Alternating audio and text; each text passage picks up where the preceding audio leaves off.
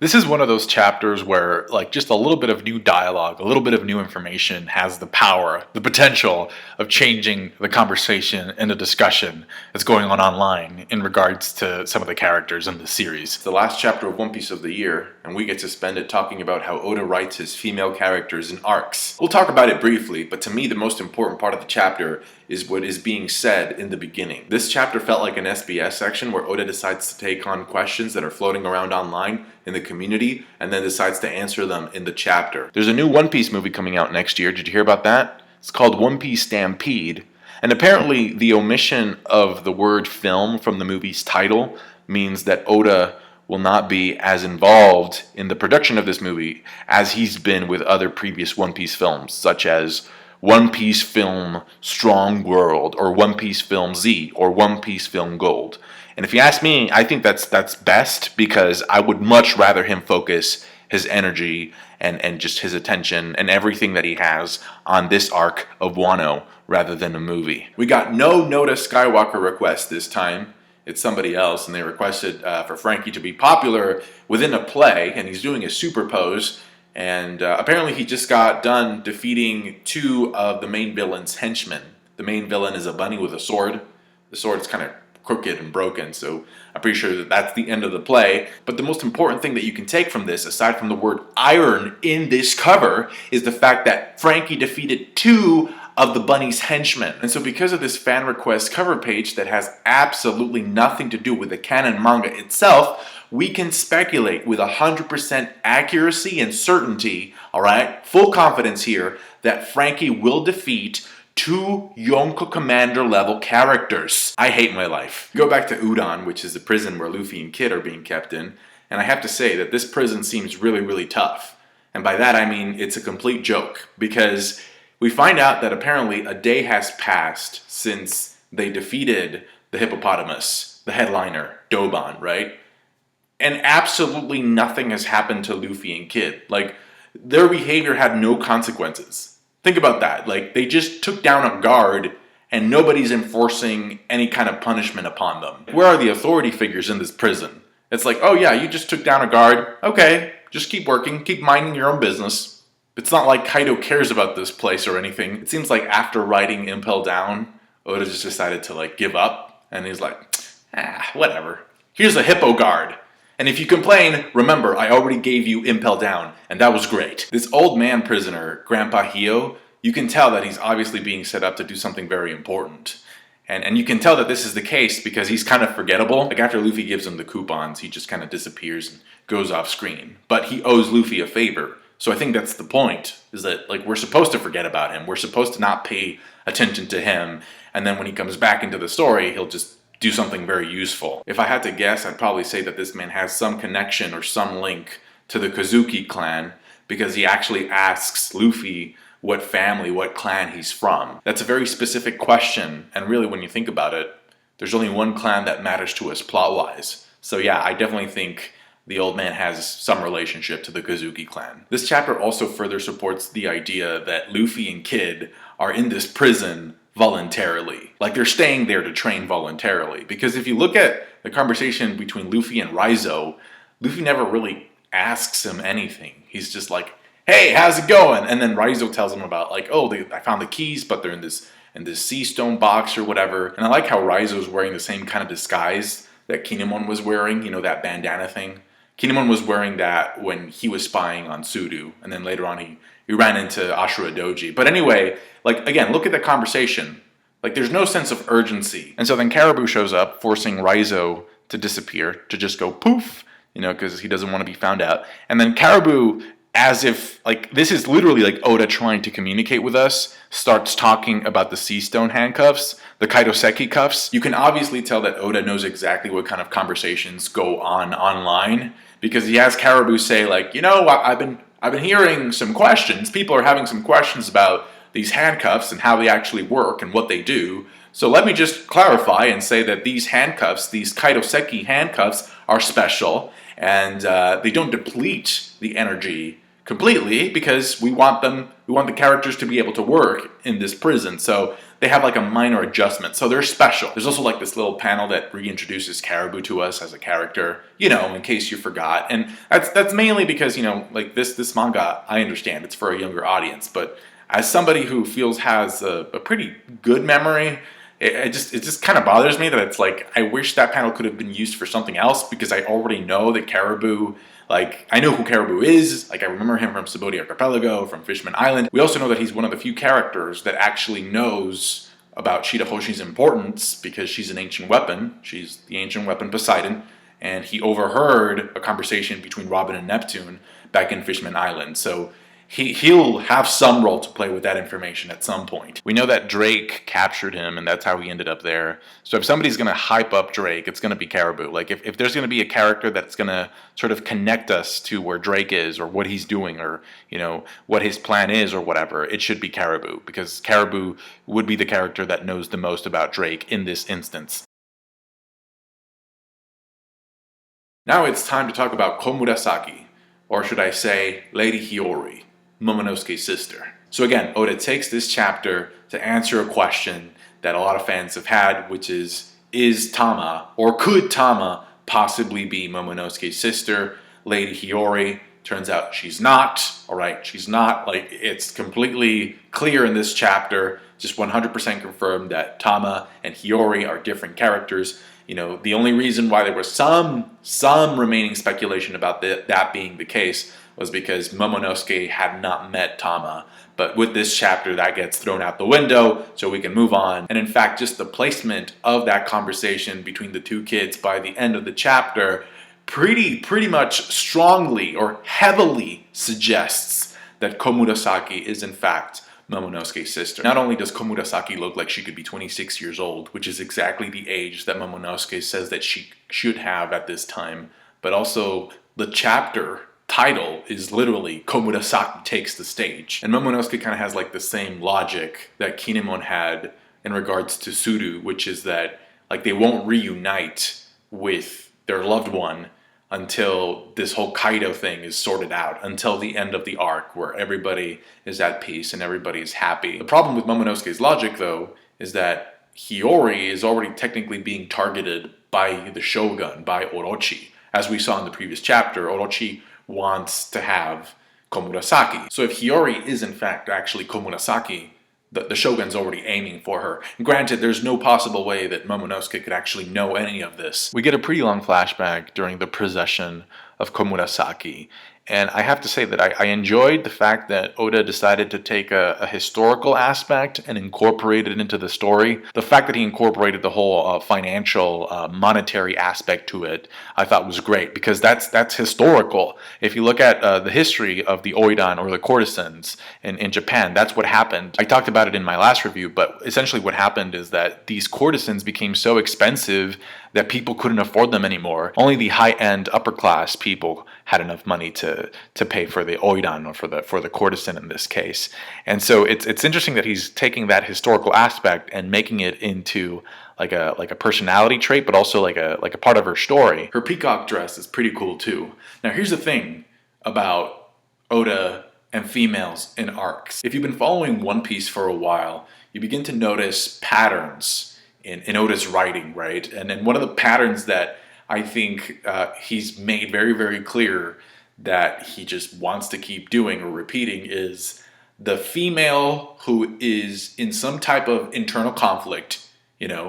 She's very conflicted about something. She's in emotional turmoil, and she's very rude to other people because of that emotional turmoil. So the reason for why some of Oda's female characters, notice that I'm saying some, there's some female characters that this doesn't apply to, but like if you can track this even back to Nami, where she was very materialistic and wanted treasure, or at least to us, that's how she appeared. But then we found out about her backstory, and so like that pattern has been in the series for a very long time, where you see like a woman acting out or just engaging in sort of dysfunctional behavior, but it's all because of trauma. Like there's usually a very traumatic reason in their past for why they are rude and mean to other people. With Nami, it was the whole Arlong situation. With Robin, it was the whole O'Hara thing being destroyed and her being persecuted. With Boa Hancock, it was the fact that she had been a slave.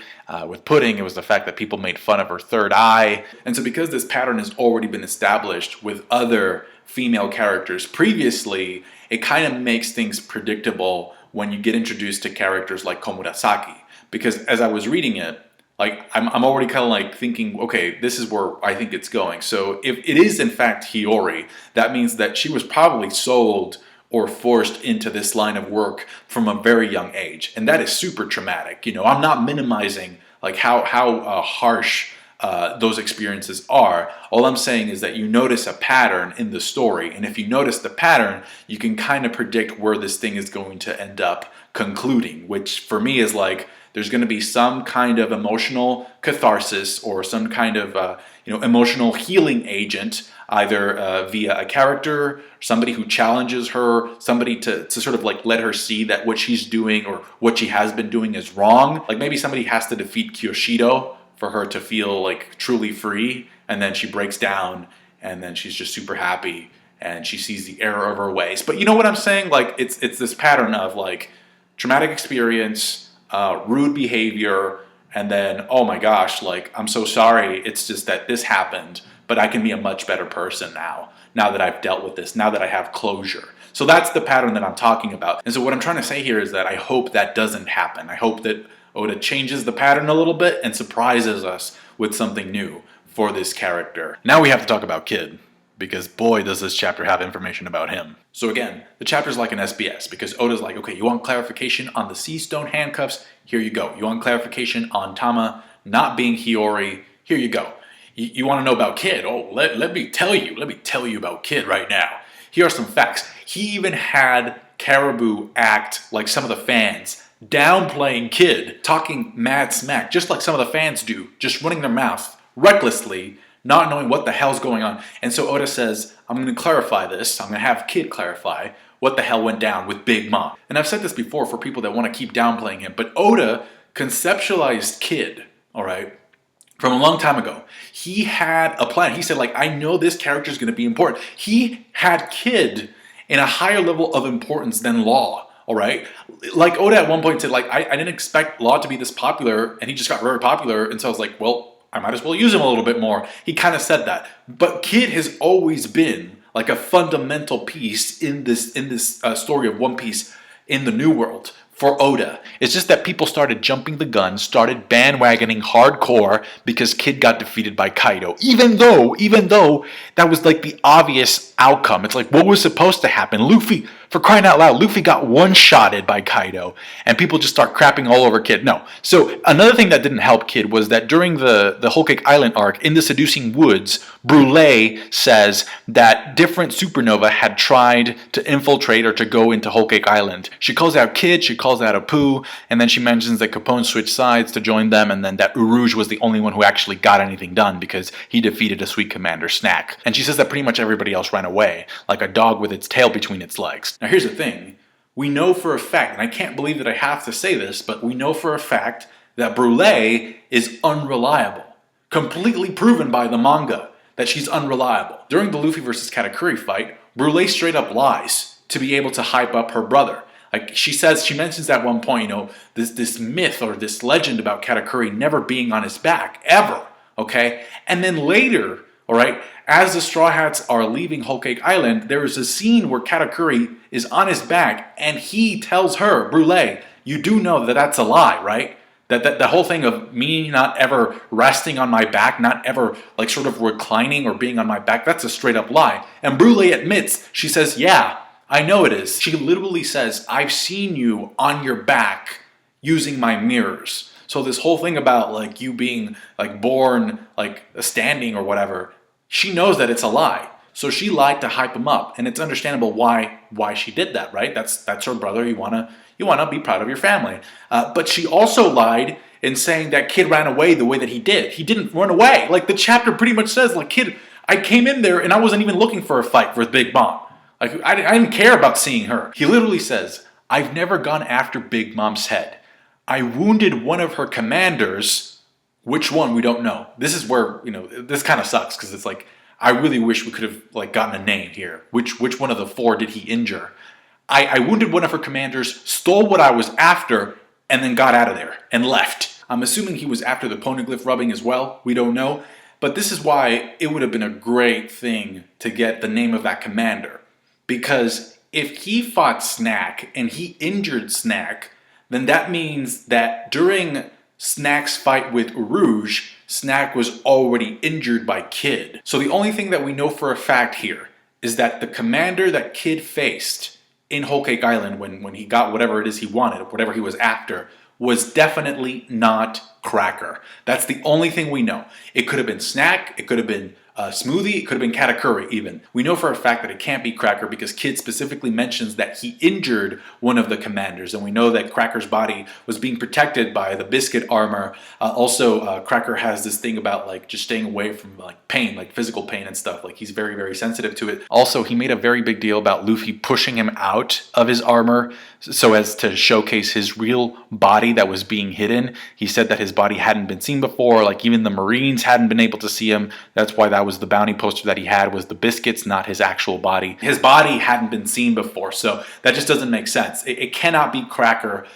who Kid fought. And if it was Snack, then that could possibly open up this door of, wait a minute, if Kid fought Snack before Rouge, was Snack really at full when Rouge defeated him? So here's my method of elimination. I don't think it was Snack, because that would kind of work against Rouge a little bit, Rouge's feet, and I don't think that's what Oda wants, so I don't think it was Snack. I already explained why it can't be Cracker. I don't think it was Katakuri, because Katakuri has future sight, and like Kid said, like, I just wounded him. Like, Katakuri would be able to predict and dodge that stuff easily. Not only that, but because of what we know of Katakuri as a character, I'm pretty sure that if it had been Katakuri, Kid wouldn't be saying, oh, I just injured a commander and was able to leave. I got the stuff that I needed and I just left. Hell no. The whole point of him confronting Luffy in the mirror world, supposedly, is to stop Luffy from leaving. I think the commander that Kid was able to wound was Smoothie. And the main thing that gets me to think about that, in addition to all the reasons that I just gave, is look at where she is. Look at where she gets introduced. It appears that she's in the place where they keep the poneglyphs. So if that's what Kid was looking for, if that road poneglyph was part of Kid's agenda or the thing that he wanted, then I'm pretty sure that they ended up running into each other. Now, during Punk Hazard, we found out that Kid wanted to make an alliance with Basil Hawkins and Apu. Well, I mean, mainly Killer was the minds of the operation, because he wanted, get these Supernova together, because they wanted to fight a Yonko. And it was revealed to us that the Yonko that they were aiming for was Red Hair Shanks. And I remember when this was revealed, a lot of the fandom was like, oh, like, no, like, what is he thinking? Is he crazy? Like, how is he going to go up against Shanks? How is he going to do that? Does he have a death wish? Turns out Kid had already picked a fight with the Red Hair Pirates even before that. Like, even before. This was during the time skip. Kid was going up against Shanks' crew. We don't know who exactly is responsible for his missing limb. I think it's Shanks, just because, he doesn't have an arm, and, he saw Kid with 2 arms, and he didn't like the Kid, and instead of giving up 1 arm for Luffy, he took Kid's arm to even things out. I think there could be some poetic meaning in Kid losing his arm to Shanks, because it's like Shanks gave up his arm for Luffy because he believes in Luffy, because he knows that Luffy's a good person, and he wants him to succeed because he's hopeful and optimistic, and he tries to help people. And he saw the opposite traits in Kid, because Kid doesn't care about other people. So if it was actually Shanks who took Kid's arm, it's very symbolic in the sense that he's kind of saying, I don't believe in you, and you're not the type of people that I would risk my arm for. So give me one of your arms. So now we know why Kid wanted that alliance in order to be able to fight Shanks. It's because he wants revenge. And this got me thinking about Shanks' role as someone who marks characters in the story as special. If you look at Shanks, right, I mean, he starts off by marking Luffy as the protagonist, gives him Roger's hat, just return this hat to me when you become a great pirate. So that's Luffy's main character protocol. This is the journey that we're on right now. He also marks Kobe in Marineford when he saves him from Akainu. So not only did he save Luffy's life, but he's also saving Kobe. And Kobe, I think, is heavily foreshadowed to be the head of the Marines in the future by the end of the series. Come to find out, Shanks kind of also marked Kid already because he's the reason for why he doesn't have an arm. And I kind of get that this is sort of marking Kid or establishing Kid as Luffy's rival. You know, people said, you know, I read a comment, it was great. Luffy finally found his Vegeta in Kid. So I really do think that like Shanks has like this symbolic power when he marks characters for important roles in the series. Shanks has the highlight or no me. Because if he touches you, you know you're going to be important. That's going to do it for me today, guys. Thank you so much for watching. Like the video if you did. Appreciate that. Subscribe to my channel if you haven't done so already for more One Piece related content. Comment down below with your thoughts about the points that I mentioned in this video. Overall, I thought this was a good chapter of One Piece. Better than the previous one for sure. Happy holidays. Merry Christmas. Happy New Year. Everything the best for you. I don't know what I'm saying. Thanks. Catch you next year, I think. Bye.